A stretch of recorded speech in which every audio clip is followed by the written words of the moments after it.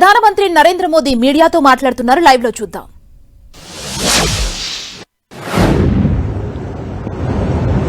पूर्णतया जनहित के लिए समर्पण होता है तो एंटी इनकम्बेंसी ये शब्द इरेलेवेंट हो जाता है और हम लगातार ये देख रहे हैं, कोई इसको प्रो इनकम्बेंसी कहे, कोई इसे गुड गवर्नेंस कहे, कोई इसे ट्रांसपेरेंसी कहे, कोई उसे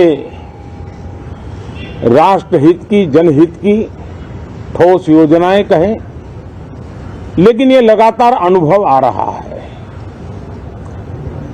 और इतने उत्तम जनादेश के बाद आज हम संसद के इस नए मंदिर में मिल रहे हैं।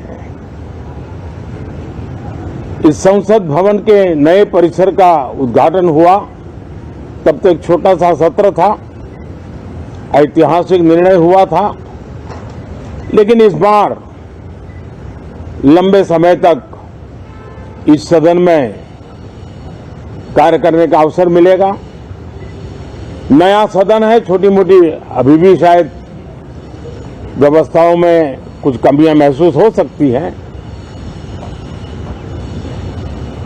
जब लगातार काम चलेगा, संसदों और विजिटर्स को भी, मीडिया के लोगों को भी ध्यान में आएगा कि इसको जरा अगर ठीक कर लिया जाए तो अच्छा होगा।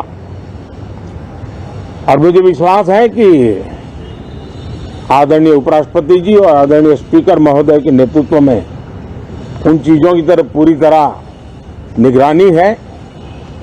और आपसे भी मैं कहूंगा, कोई चीज ऐसी छोटी मोटी आपके ध्यान में आए तो जरूर आप ध्यान आकर्षित करना, क्योंकि ये चीजें जब बनती हैं तो आवश्यकता के अनुसार बदलाव की भी जरूरत होती है।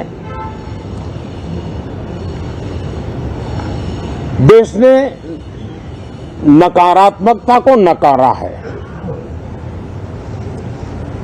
मैं लगातार सत्र के प्रारंभ में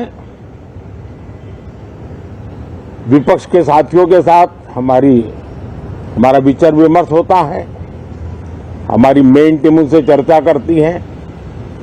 मिलकर के भी सबके सहयोग के लिए हम हमेशा प्रार्थना करते हैं, आग्रह करते हैं।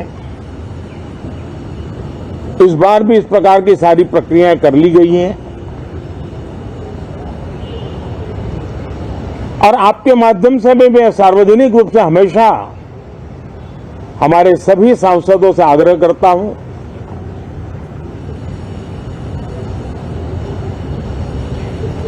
लोकतंत्र का ये मंदिर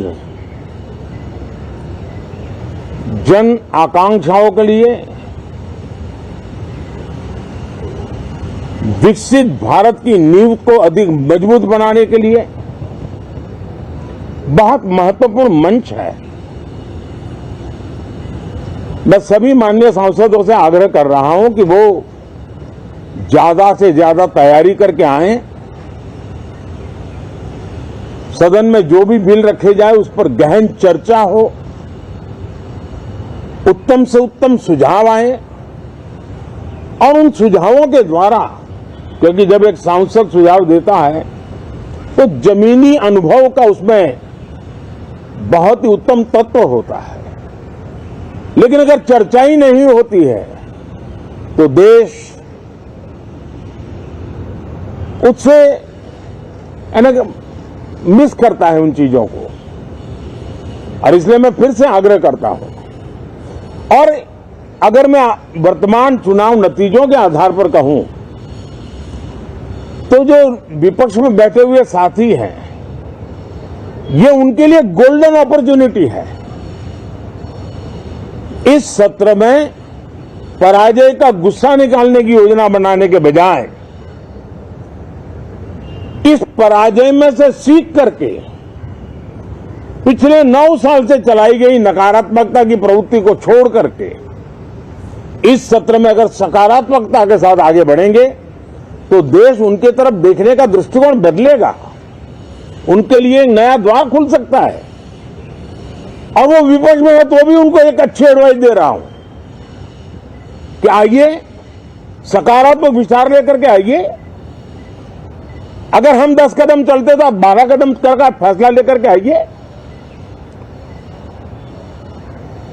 हर किसी का भविष्य उज्जवल है, निराश होने की जरूरत नहीं है, लेकिन कृपा करके बाहर के पराजय का गुस्सा सदन में मत उतारना।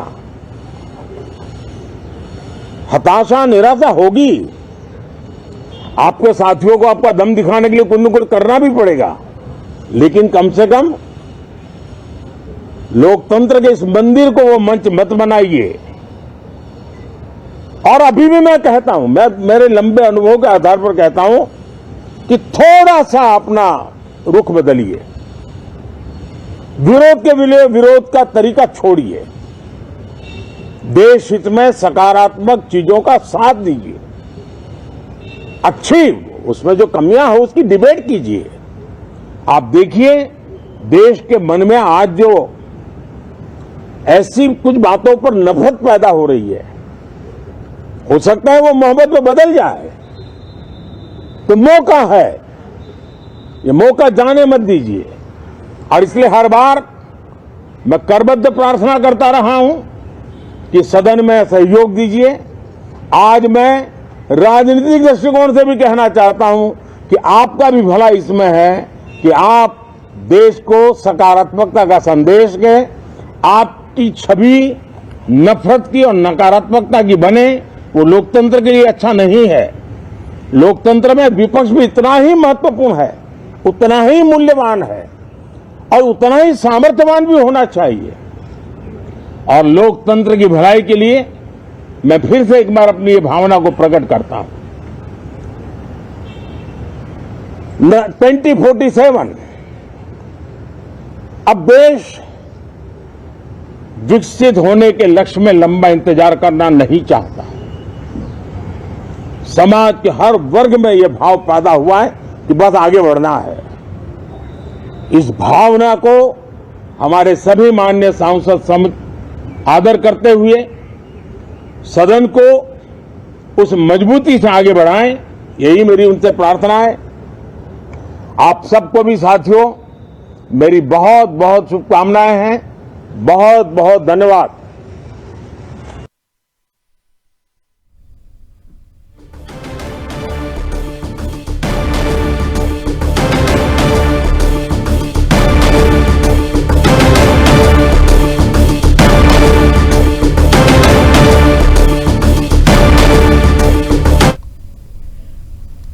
పార్లమెంటు శీతాకాల సమావేశాలు కాసేపట్లో ప్రారంభం కానున్నాయి. డిసెంబర్ 22 వరకు 15 సిట్టింగుల్లో శీతాకాల సమావేశాలు కొనసాగనున్నాయి. ఈ సమావేశాల్లో పలు కీలక బిల్లులను కేంద్రం ప్రవేశపెట్టనుంది.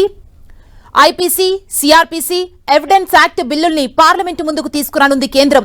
ఈ 3 బిల్లులపై ఇప్పటికే చర్చించి స్పీకర్ కి నివేదిక సమర్పించింది హోంశాఖ స్థాయి సంఘం. తెలంగాణలో సెంట్రల్ ట్రైబల్ యూనివర్సిటీ ఏర్పాటు, జమ్మూ కశ్మీర్, పుదుచ్చేరి కేంద్రపాలిత ప్రాంతాల శాసనసభలో మహిళలకు రిజర్వేషన్లు కల్పించడంతో పాటు 7 కొత్త బిల్లుల్ని శీతాకాల సమావేశాల్లో ప్రభుత్వం సభలో ప్రవేశపెట్టే అవకాశం కనిపిస్తోంది. 3 ఎన్నికల కమిషనర్ల నియామకానికి సంబంధించిన బిల్లు కూడా తీసుకొచ్చే యోచనలో ఉంది కేంద్రం. తృణమూల్ కాంగ్రెస్ ఎంపీ మహువా మైత్రాపై వచ్చిన క్వాష్ ఫర్ క్వెరీ ఆరోపణలపై ఎథిక్స్ కమిటీ నివేదిక లోక్సభ ముందుకు రానుంది. మహువా మైత్రాపై అనర్హత వేటు వేయాలని స్పీకర్ కి నివేదిక ఇచ్చింది ఎథిక్స్ కమిటీ. ఎథిక్స్ కమిటీ నివేదికపై నిర్ణయం తీసుకోనున్నారు స్పీకర్. దీన్ని విపక్షాలు తీవ్రంగా వ్యతిరేకించే అవకాశం ఉంది. పార్లమెంటు శీతాకాల సమావేశాల్లో కొత్తగా తీసుకొస్తున్న నేర బిల్లులకు హిందీలో పేర్లుండడంపై ఆగ్రహం వ్యక్తం చేస్తున్నాయి ప్రతిపక్షాలు. మణిపూర్లో హింస, పెరుగుతున్న ద్రవ్యోల్బణం, ఈడీ, అదేవిధంగా సిబిఐ కేంద్ర దర్యాప్తు సంస్థల దుర్వినియోగంపై ప్రతిపక్షాలు చర్చకు పట్టుబట్టనున్నాయి.